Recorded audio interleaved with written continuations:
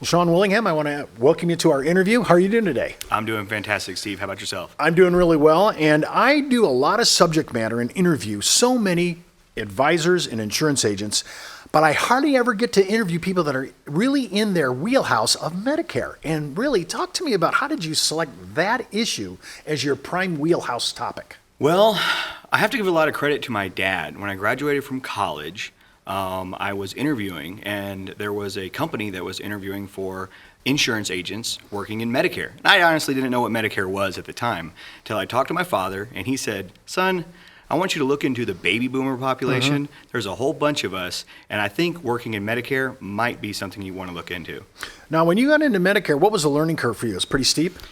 Oh, absolutely. And also, immediately after I started working in Medicare, the Medicare Modernization Act was passed in 2003, which brought on a whole bunch of new plan options, prescription drug plans, and a whole bunch of changes in Medicare. So it's been a steep learning curve for my entire career. Well, I want to talk to you just as a regular comprehensive planner myself.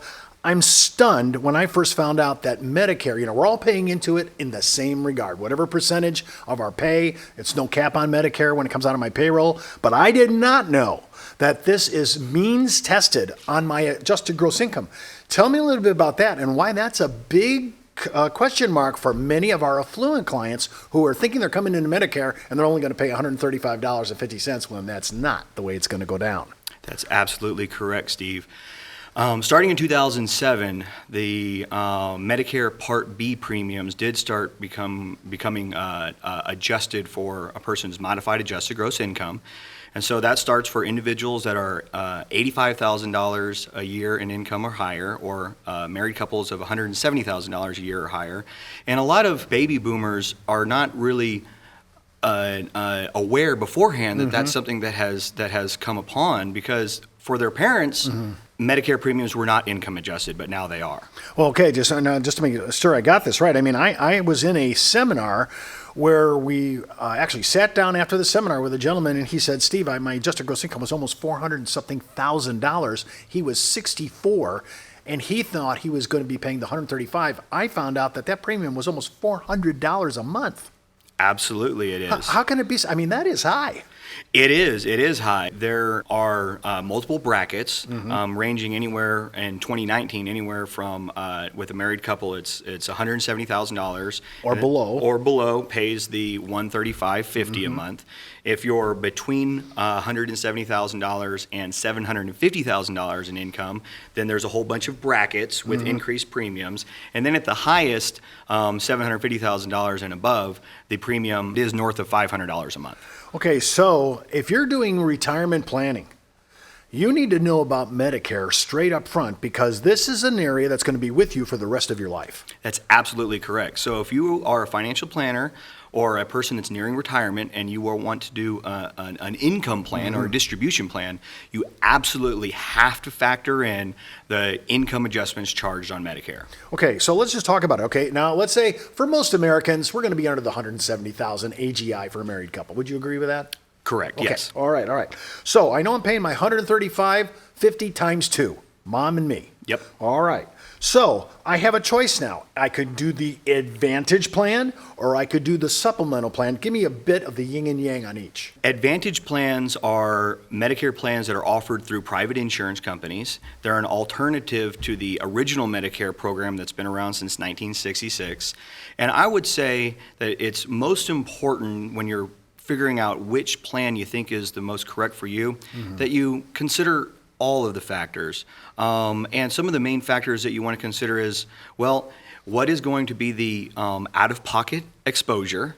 And also, what kind of choice does a plan offer me with picking my own provider? So all three of those factors come into play: the premium, the out-of-pocket, and provider choice. And that's one thing that's very important for a beneficiary to weigh all options. Well, now in my state of Arizona, and I think in your state in Texas, some of these Advantage plans come with no premium. Is that correct? That is true. They come with no premium. Now, important to note, that's no premium in addition to your Medicare premium. So if you have a Medicare premium and an income adjustment, then the zero premium plans, you still pay the Part B premium and income adjustments, but you're absolutely correct. There are many plans that have no additional premium. Now, I have to say, just on first blush, that's pretty attractive. So what am I giving up? I'm not paying premiums, but what am I exposed to?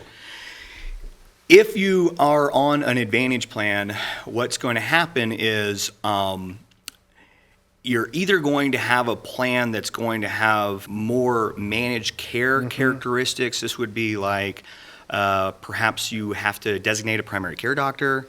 Perhaps you have to have a referral in order to see specialists. And these are cost-saving measures. And so that's one way that one aspect of a Medicare Advantage plan that you might run into.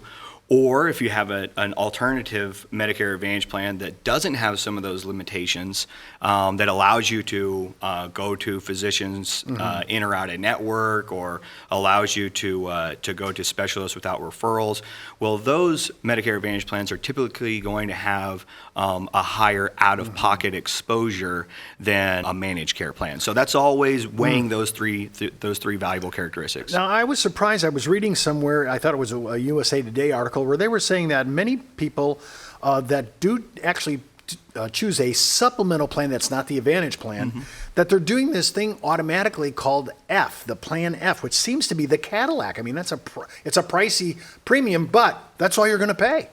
Talk to me about that. The Plan F is historically the most popular Medicare supplement plan sold. It is going to be discontinued in 2020 for people that are new to Medicare in 2020 or after. If you are on Medicare before 2020, you will still have access to a Plan F. But I would encourage people to consider some other Medicare supplement plans in addition to the Plan F.